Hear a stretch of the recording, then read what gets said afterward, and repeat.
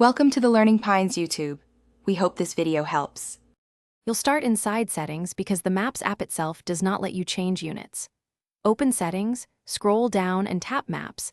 This is the only place to set distance units. Once you tap Maps, look for distance units in the list of options. Make sure your iPhone is unlocked and not in guided access, otherwise you may miss that setting. Changing here affects Apple Maps only and ensures directions display in miles rather than kilometers system-wide for that app.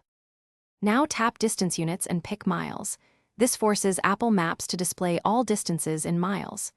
You're choosing imperial units explicitly rather than leaving it on automatic, so the app won't revert to kilometers based on region. Once selected, back out to Maps and open it to verify. Distances and ETA will refresh. If you use CarPlay, make sure the phone is connected because some displays update only after a reconnection. This is the one direct control for Maps units. Finish by launching Apple Maps and checking route distances. They should read in miles immediately. If they still show kilometers, force close Maps and reopen it. If that fails, restart your iPhone to clear cache settings. Also make sure screen time or managed device profiles aren't locking map settings because that can block changes.